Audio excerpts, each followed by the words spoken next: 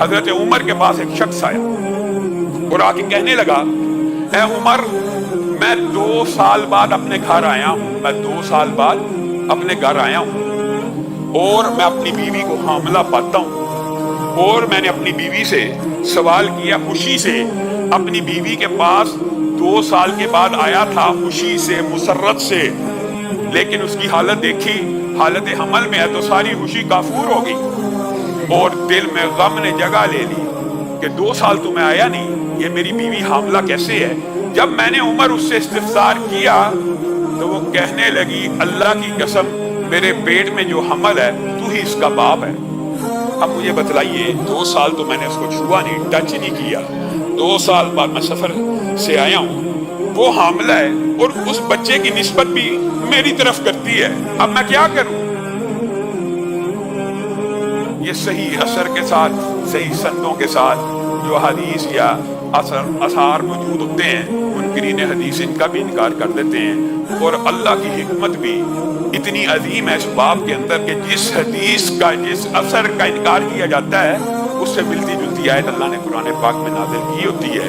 جیسے آدم کی عمر کے حوالے سے منکرین حدیث نے انکار کر دیا، 1000 برس عمر کیسے ہو سکتی ہے؟ تو قرآن پاک میں اللہ نے نوح کی عمر 950 برس بیان کر دی وغیرہ، یعنی جس حدیث کا انکار ہوتا ہے اس سے ملتی جلتی آیت بھی، اس سے ملتا جلتا واقعہ بھی قرآن پاک میں موجود ہوتا ہے۔ اب حضرت عمر نے مشورہ کیا اور ارادہ کیا اس عورت کو رجم کرنے کا، اور حکم دیا اس عورت کو رجم کر دیا جائے۔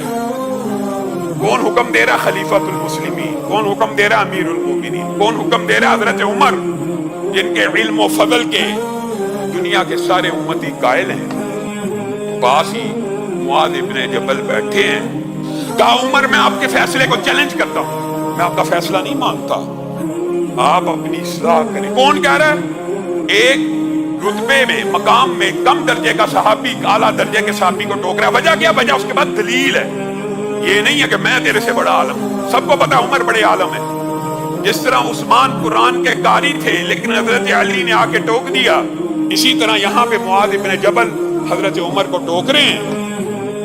لیس لک علی ما فی بطنہا، لیس لک، اے عمر، لیس لک، آپ کے لیے نہیں ہے، علی ما فی بطنہا سبیل، آپ اس عورت کو رجم میں سزا دینا چاہتے ہیں، ٹھیک ہے، یہ ملزمہ ہے، یہ ملزمہ ہے، مجرمہ ہے آپ کی نظر میں، آپ اس کو سزا دیں تو دیں۔ اس کو کس جرم کی پاداش میں آپ سنسار کر رہے ہیں؟ رسول اللہ کے دور میں بھی ایسے واقعات ہوئے تھے، شبیبہ غامدی آئی تھی، رسول اللہ نے وضع حمل کا انتظار کیا تھا، سزا لاگو کرنے سے پہلے وضع حمل کا انتظار کیا تھا، کیونکہ پیٹ میں جو بچہ وہ بھی ایک جان ہے۔ ہمارے معاشرے میں بھی یہ غلط العام مشہور ہے، جی بچہ پیٹ میں ہو، ڈاکٹر بتا دیتے ہیں اس کا برین ابھی پورا نہیں بنا، اس کے اعضاء بھی پورے نہیں بنے، علماء نے جی، بعض علماء نے فتوے دیے ہیں جی اس کو ابارشن کر دیا جائے، اس کو قتل کر دیا جائے، اس کو ابارٹ کرنا جائز ہے۔ یہ آپ لوگوں نے خود کہانی بنائی ہوئی ہے، کسی عالم کا یہ فتویٰ موجود نہیں ہے، اور اگر موجود بھی ہے قرآن و سنت کے خلاف ہے۔ وجہ یہ ہے، زمین کے اوپر آنے کے بعد، دھرتی کی پشت کے اوپر بچہ جننے کے بعد بھی یہاں پہ کئی بزرگ ہیں جو معذور ہیں، کئی نوجوان ہیں جو معذور ہیں، کئی بزرگ ہیں جن کا دماغ کام نہیں کرتا۔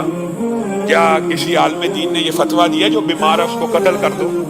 جس طرح دھرتی کی پشت کے اوپر کوئی بیمار ہے اس کا قتل کرنا حرام ہے، اسی طرح ماں کے پیٹ میں بچہ بیمار ہے اس کا قتل کرنا بھی حرام ہے۔ یا آپ کو کسی نے مغالطہ ڈال دیا ہے کہ بیمار بچے کو قتل کر دیا جائے؟ کیوں کیا جائے؟ اگر بیماروں کا قتل جائز ہے تو پھر بوڑھوں کو بھی کر دو، پھر جن جن کی یاداشت چلی گئی ہے سب کو قتل کر دو، جو نوجوان معذور ہو گئے ان کو قتل کر دو۔ یہ خود ساختہ فیصلے، یہ من گڑت فیصلے، یہ قرآن و سنت کے خلاف ہیں۔ یہی بات معاذ ابن جبل حضرت عمر کو کہہ رہے ہیں، لیس لک علی ما فی بطنہا سبیل، اے عمر آپ عورت کو رجم کرنا چاہتے ہیں کر لیجئے، اس بچے کا کوئی قصور نہیں، ہم اس کو رجم نہیں ہونے دیں گے۔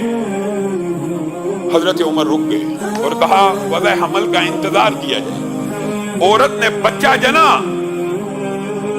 عورت نے بچہ جنا، اور صحیح سند میں موجود ہے جس وقت وہ بچہ جنا قد خرجت ثنایاہو، جس وقت وہ بچہ جنا گیا وہ اتنی بڑی عمر کا تھا کہ اس کے دانت نکل آئے ہوئے تھے، اس کے دانت نکل چکے تھے، اور باپ نے اس بچے کو دیکھا، کہنے لگا اللہ کی قسم، کعبے کے رب کی قسم، یہ تو میرے ہی جیسا ہے اور یہ میرا ہی بچہ ہے۔ حضرت عمر تک یہ خبر پہنچی۔ یہ ہے وہ حدیث، یہ ہے وہ مقام جس وقت حضرت عمر نے کہا تھا ماؤں نے معاذ ابن جبل جیسے بچے جننا بند کر دیے، لولا معاذ لہلک عمر، اگر معاذ نہ ہوتے تو آج عمر اس عورت کو بے گناہ سنسار کرنے کے جرم میں ہلاک ہو چکا۔ دنیا میں کون سی ہستی ہے، کون سی شخصیت ہے اگر ابو بکر کے فیصلے کو چیلنج کیا جا سکتا ہے؟ کس کی روشنی میں؟ دلیل کی، وحی کی روشنی میں۔ اگر عمر کے فیصلے کو چیلنج کیا جا سکتا ہے کس کی روشنی میں؟ یہ نہیں فلاں نے کہا ہے، فلاں نے کہا ہے، معاذ ابن جبل نے کہا تو چیلنج ہو جائے گا، عبداللہ ابن عباس نے کہا تو چیلنج ہو جائے گا، نہیں، دلیل کی روشنی میں۔ کائنات میں کوئی امتی ایسا نہیں ہے جس کے قول کو، جس کے فعل کو، جس کے عمل کو چیلنج نہ کیا جا سکے۔ ہاں، چیلنج کرنے کے لیے دلیل ہونا ضروری ہے، اور دلیل اسلام میں وحی ہے، اور وحی کی دو ہی قسمیں ہیں، ایک اللہ کے آیے قرآن ہے اور دوسرا مدینے والے کا فرمان ہے۔ بس بات ختم، کلیئر، واضح بات ہے۔